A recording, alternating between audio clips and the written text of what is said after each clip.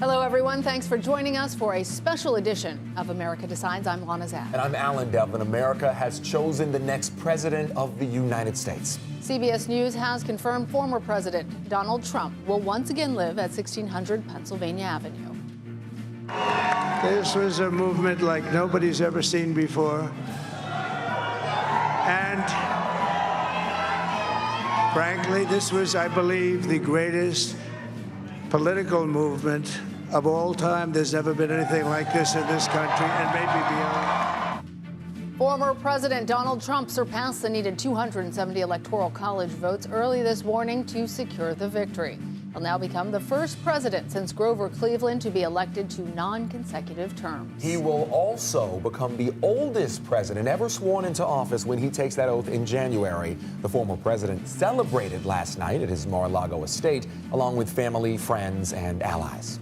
Well, the race was not as close as many predicted. Trump beat Harris handily in several key battleground states. He also won the popular vote. That's something that he failed to do in the last two elections. CBS News projects Trump will also have help on Capitol Hill, with Republicans flipping control of the Senate. The House, though, remains a toss-up. We have team coverage following what's next. We're going to begin, though, with CBS News campaign reporter Olivia Rinaldi. You've been following the Trump campaign for us closely, Olivia. We are hearing Trump aides say that his transition team is moving quickly. What are the next moves for the president-elect's team? Yeah, good to be with you, Lana. We're hearing that the Trump transition team is likely to make quick work of these next few steps transitioning from the Biden administration to the Trump administration.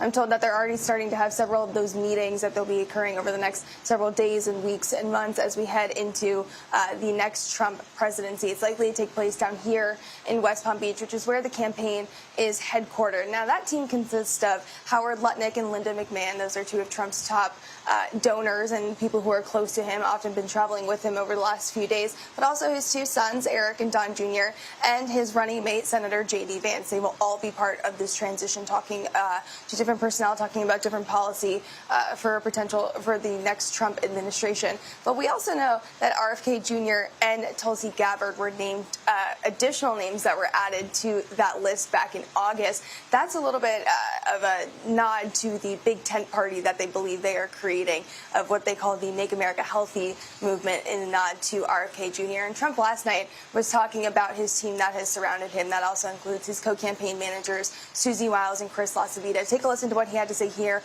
about his team, about how he's feeling about this movement going forward. This is a great job. There's no job like this. This is the most important job in the world. Just as I did in my first term, we had a great first term, a great first term. I will govern by a simple motto: promises made, promises kept. We're going to keep our promises.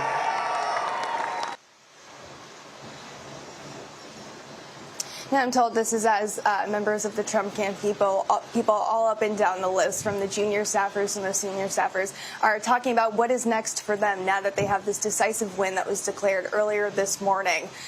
A lot of steps to be taken, a lot of things to be done now. So, Olivia, he talked last night a lot about this historic realignment of America and American politics under what's going to be another 4 years of the Trump administration. What exactly did he mean by that? Can you walk our voters through a little bit of what the next 4 years might end up looking like? Well, it's a little bit of a twofold thing, a historic realignment of really the Republican Party. If you look at some of the people that broke towards the former president, they include a record number of Black Americans, record number of Latino Americans, particularly Latino men, suburban women still voting for Trump, Arab Americans in Michigan. So that's a little bit of the historic realignment there that he was talking about. But also his policies are going to be the starkest departure from the Biden administration. He's talking about strictly mass deportations for migrants that create crimes, and then later moving on to different migrants who are here in the country illegally. Also talking about excessive drilling and energy prices in the country. So that's a little bit what the historic realignment is, what Trump's administration could look like in the coming weeks and months. All right, Olivia Rinaldi there for us in West Palm Beach, Florida. Thanks.